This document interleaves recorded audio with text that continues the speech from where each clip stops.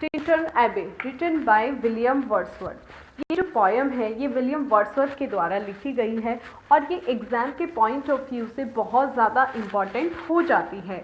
Okay, so dear students, this is the part 1 of this poem जिसमें easy notes include किए गए हैं और ये टीजीटी, पीजीटी, एलटी और ऑल कॉम्पिटिटिव एग्जाम जो टीचिंग से रिलेटेड हैं उनके लिए बहुत ज़्यादा इम्पॉर्टेंट हो जाती है।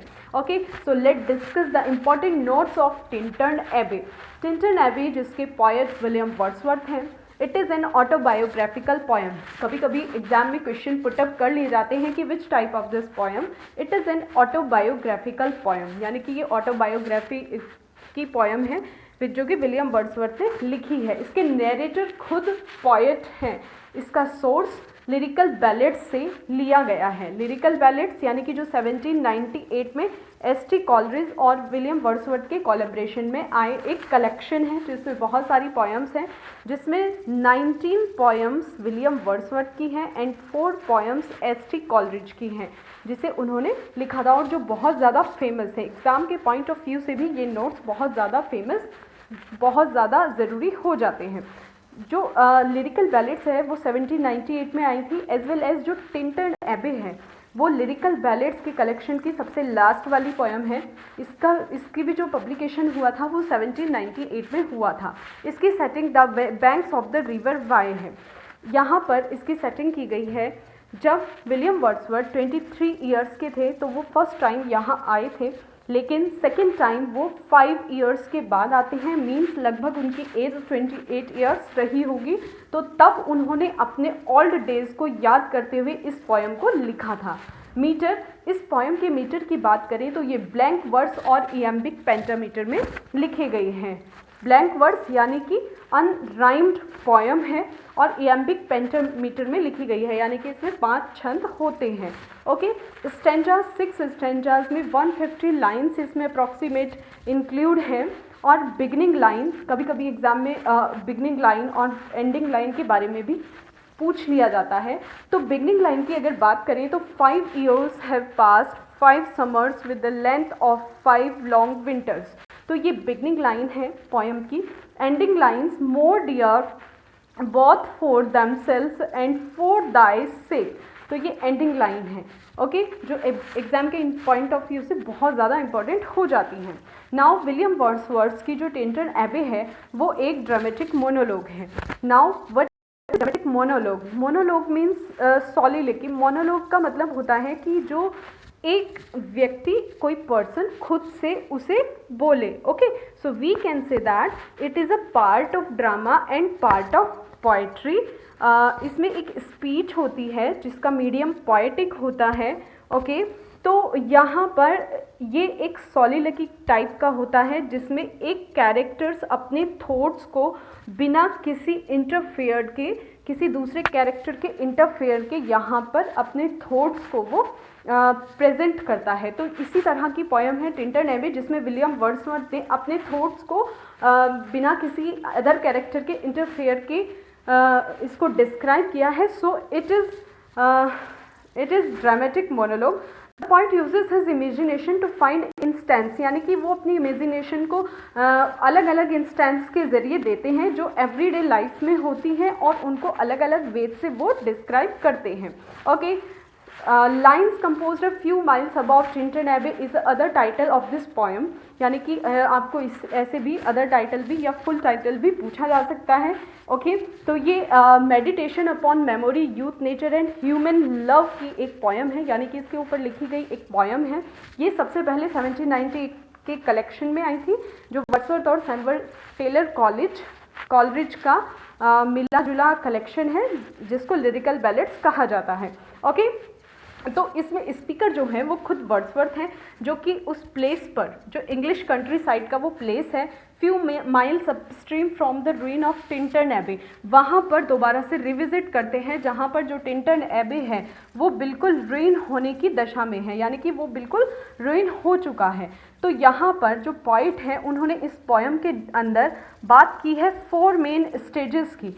वो 4 मेन स्टेजेस ऑफ डेवलपमेंट की बात करते हैं जिसमें मेन है childhood, adolescence, manhood and that which is yet to come presumably all days और डेथ। यानी कि ये जो 4 स्टेजेस है यहाँ पर विलियम वर्ड्सवर्थ ने उसके बारे में बहुत ज़्यादा एक्सप्लेन किया है और अपने पुराने दिनों को याद करते हुए खुद को उससे जोड़ा है। वो बहुत ज़्यादा खुश हो जाते हैं उन पुराने दिनों को याद करते हुए, has rose fields and wooded landscape.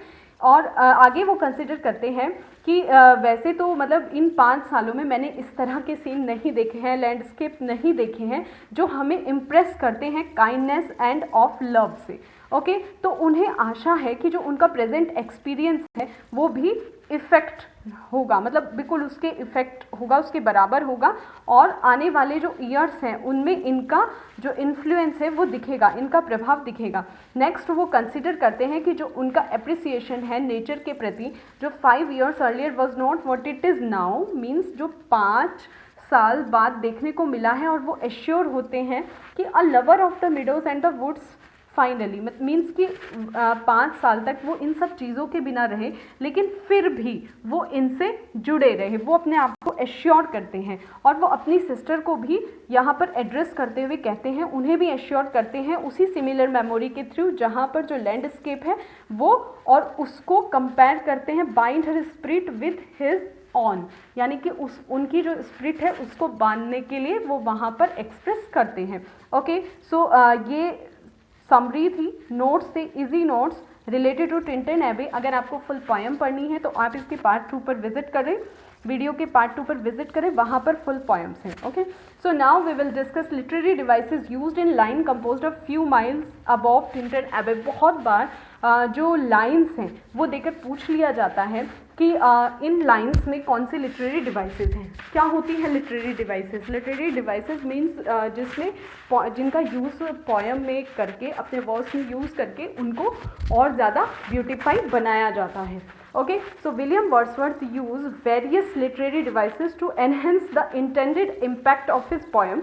Some of the major literary devices are as follows. So सबसे पहले यहाँ पर बात करेंगे एल्यूजन की। ओके, सो ये लिटरेरी डिवाइस जो है यहाँ पर ये दिखाती है कि एल्यूजन ऑफ हिस्ट्री का यूज़ किया गया है। कहाँ पर यूज़ किया गया है?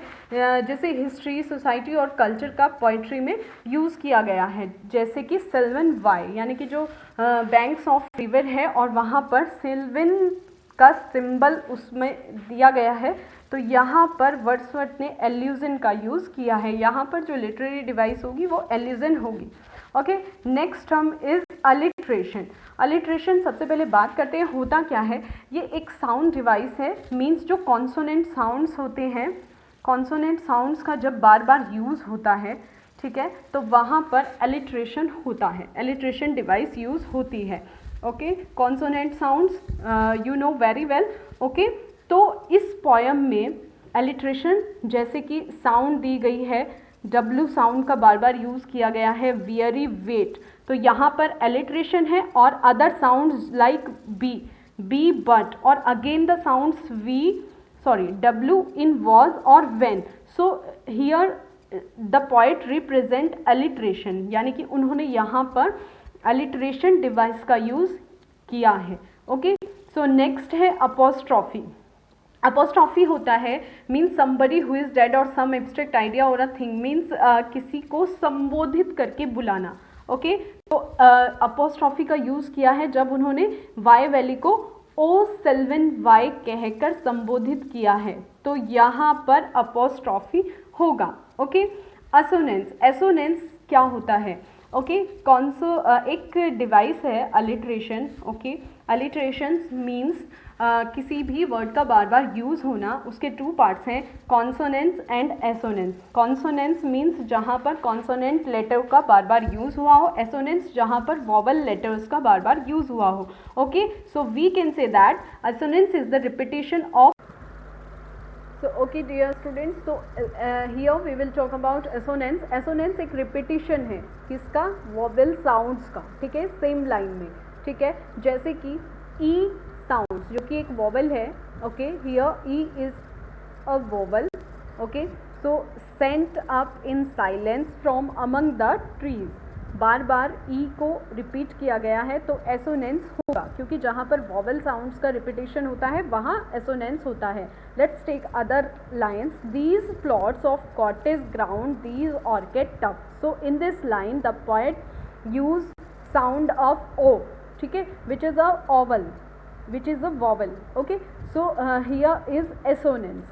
Next literary device, consonance. Consonance means repetition of consonants. जहाँ पर consonant sound का repetition हो वो consonants होते हैं same line में, like felt in the blood and felt along the heart, है ना।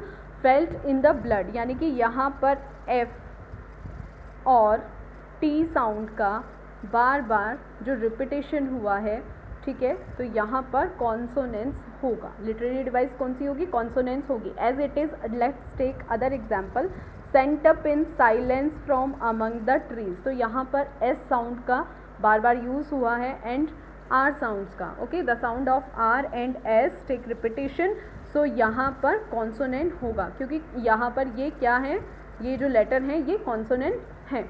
Okay, imagery. इमेजरी का यूज़ जो रीडर होता है उसके जो 5 सेंसेस होती हैं उसको एक्सपीरियंस कराने के लिए होता है रीडर को, उसकी 5 सेंसेस से। So in this line William Wordsworth ने इमेजरी का यूज़ इस पोएम में बखूबी किया है। जैसे as is a landscape to a blind man's eye, यहाँ पर जैसे एक अंधे आदमी की आँख के लिए उन्होंने बोला है कि ये एक अंधे आदमी की आँखों का परिदृश्य है, ठीक है। इज़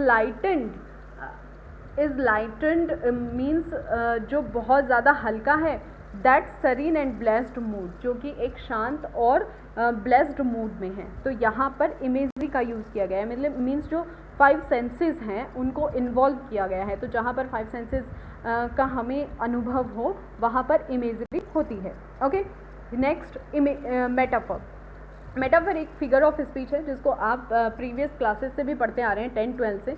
ओके, तो ये एक ऐसी फिगर ऑफ स्पीच है जिसमें इम्प्लाइड कंपैरिजन किया जाता है, यानी कि एक अंतर्निहित तुलना होती है। मीन्स जो ऑब्जेक्ट्स होते हैं वो नेचर में अलग, डिफरेंट इन नेचर, ठीक है। तो वहाँ पर जो ऑब्जेक्ट्स हैं उनको जो नेचर है उसमें कैसे यूज़ किया है। ओके, तो यहाँ पर एक्सटेंडेड मेटाफर का वो यूज़ करते हैं। Nature as a healing power, यानी कि हीलिंग पावर बताया नेचर को, यानी कि यहाँ पर एक नर्स की तरह से नेचर को बताया है कि जो हमारी नेचर है वो एक नर्स की तरह से है, हिज सिबलिंग और अ फ्रेंड। और यहाँ पर उन्होंने अपने भाई बहन और जो उनके फ्रेंड हैं उनको भी एक लिविंग बीइंग के रूप में बताया है। यानी कि यहाँ पर जो कंपैरिजन उन्होंने किया है ऑब्जेक्ट्स डिफरेंट इन नेचर की तरह से किया है, तो यहाँ पर मेटाफर होगा। Okay, let's take another literary device, it's personification. Okay, personification जहाँ पर जो ह्यूमन इमोशंस हैं, ओके, ह्यूमन इमोशंस का इन एनिमेट ऑब्जेक्ट्स, यानी कि जो निर्जीव वस्तुएं होती हैं उनसे ह्यूमन इमोशंस को जोड़ देते हैं, तो वहाँ पर पर्सोनिफिकेशन होता है। पॉइंट ने यहाँ पर पर्सोनिफाई किया है किसको? जो रिवर है उसको स्पिरिट बताकर, ठीक है। रिवर जो इन एनिमेट ऑब्जेक्ट की तरह से है उसको आत्मा बता दिया, और जो कैटरैक्ट है यानी कि मोतियाबिंद है, ठीक है, दैट हैज़ साउंड्स, कि उसकी आवाज़ है, और कॉलिंग नेचर अ नर्स, ठीक है। और नेचर को क्या बता दिया है? नर्स और मार्गदर्शक बता दिया है। तो यहाँ पर जो पोएट हैं उन्होंने अपनी पोएम में इन एनिमेट ऑब्जेक्ट्स को ह्यूमन इमोशंस के साथ कनेक्ट कर दिया है। ओके, सो यहाँ पर पर्सोनिफिकेशन होगा। Okay, next simile. It means a direct comparison of things, यानी कि यहाँ पर जो थिंग्स होती हैं और वर्ड्स होते हैं, ठीक है, उनका डायरेक्ट कंपैरिजन किया जाता है यूज करके एज और लाइक, ठीक है। सबसे बड़ी आइडेंटिफिकेशन होती है इनकी एज और लाइक। तो इस पोएम में बहुत जगह पर यूज़ किया गया है सिम्बली का, like I came among these hills when like a roe. Okay, like a roe यानी कि एक छोटे हिरन की तरह से बता दिया है कि जब मैं इन पहाड़ियों के बीच आया तो मैंने इनको अपने आप से घिरा पाया। आई बाउंडेड ओवर द माउंटेन, तो मैंने इनको पहाड़ों से घिरा पाया लाइक अ रो, ठीक है, और एक हिरन की तरह से, ठीक है, छोटा हिरन जो था। रो से यहाँ पर बताया गया है, तो यहाँ पर सिंपली होगा। Okay, wherever nature led more like a man.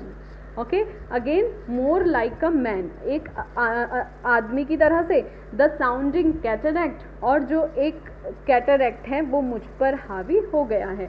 तो ये जो लाइन है, अगर इस तरह से पूरी की पूरी लाइन ऐसे दे दिया जाए और पूछ लिया जाए तो वहाँ पर क्या होगा इस लाइन में, जहाँ पर कि when like a roe, okay, so like का यूज़ किया गया है, यानी कि छोटे हिरन की और तरह से बताया गया है, और मोर लाइक अ मैन, मैन की तरह से उसको वहाँ पर कंपैरिजन किया गया है, तो वहाँ पर सिम्बली होगा। और सबसे मेन बात ये चीज़ ध्यान रखनी है आपको कि जो सिम्बली होता है उसमें इसकी पहचान कैसे होती है, एज और लाइक से, ओके, ये दो वर्ड ऐसे होते हैं कि अगर इस तरह से उनका मीनिंग हो या वो वहाँ पर हो तो वहाँ पर सिम्बली होता है, okay. Last but not least, symbolism, symbolism is using symbols, यानी कि जहाँ पर सिम्बल्स को आइडियाज़ और क्वालिटी से वहाँ पर सिग्निफाई किया जाए, ठीक है।